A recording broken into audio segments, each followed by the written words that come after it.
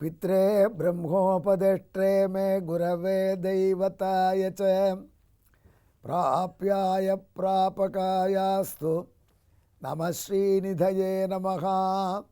அன்புள்ள விஜய் தொலைக்காட்சி நேயர்களே, உங்கள் அனைவருக்கும் என்னுடைய வணக்கங்கள் மற்றும் இனிய நல்வாழ்த்துக்கள்.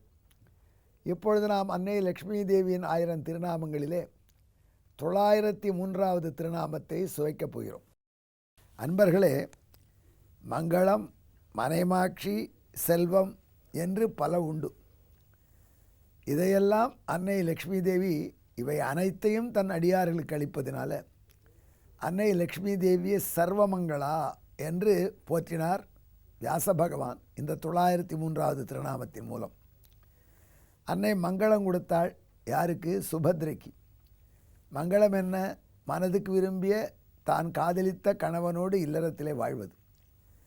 அந்த மங்களத்தை சுபத்ராவுக்கு, தன்னுடைய நாத்தனாருக்கு அளித்தாள் ருக்மிணி அவதாரத்திலே அன்னை. எனவே மனைவாழ்ச்சி என்கிற இல்லற இன்பத்தை, இல்லற மங்களத்தை சுபத்ரைக்கு அளித்து அனுகிரகித்தவள் அன்னை லக்ஷ்மி தேவி. மனை என்பதற்கு வீடு என்றும் ஒரு பொருள். நல்ல இருக்கக்கூடிய இடத்தை கொடுப்பது. அது எத்தனை பேருக்கு லக்ஷ்மி அருள் செய்திருக்கா? அடியனுக்கு செஞ்சதை நினச்சி நான் புல்லரிச்சு போவேன். அதை பற்றி நான் உங்களுக்கு முன்னாடியே சொல்லியிருக்கேன். வீடு கட்டும் கனவு, அந்த கனவில் எனக்கு இருந்த அச்சம், வீடு கட்டக்கூடிய நடுத்தர குடும்பத்தினர்கள் அந்த வீடு கட்டி தவணையில் பணத்தை கொடுத்து நித்தியம் அன்றாட செலவை சுருக்கி கிறுக்கி வாழ வேண்டிய கஷ்டம், அப்படியெல்லாம் தவிப்பு இல்லாமல் எனக்கும் என் கனவை நிறைவேற்றி நல்ல இடத்தையும் கொடுத்து வாழ்ந்து பகவானை வழிபட ஏற்பாடு செய்து கொடுத்தாள். அதனால் அந்த மங்களத்தையும் அன்னை கொடுப்பாள்.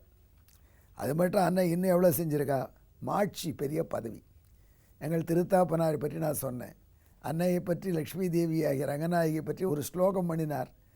அதை பண்ணினதற்கு லக்ஷ்மி தேவி பரிசாக அவருக்கு ஜனாதிபதி விருதையே வாங்கி கொடுத்தாள் அந்த ஆண்டு என்பதையும் காண்பித்தேன். செல்வம், அதுவும் மங்களம். இப்போ என்னாச்சு?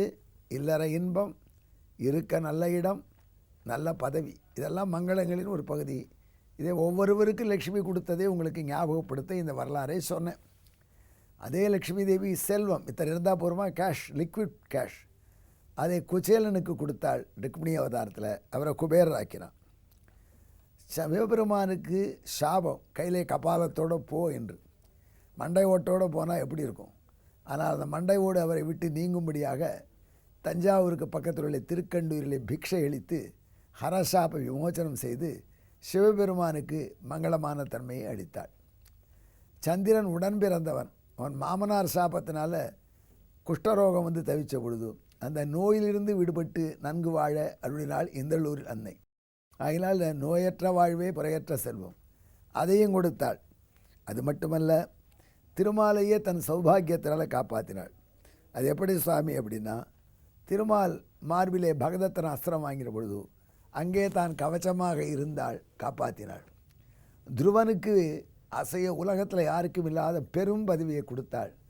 சிவனாகிய திருமாலுடைய மார்பிலே இருந்து கொண்டு தூண்டிவிட்டு துருவனுக்கு அருள் செய்ய வைத்து, இப்படி பல மங்களங்களை அருள்வதனால அன்னை லக்ஷ்மி தேவிக்கு சர்வவித மங்களத்தையும் தன்னுடைய அடியார்கள் சர்வருக்கும் அனைவருக்கும் அருளுவதினாலே அன்னையே சர்வமங்களா என்று திருநாமம் சொல்லி வியாச பகவான் வழிபட்டார்.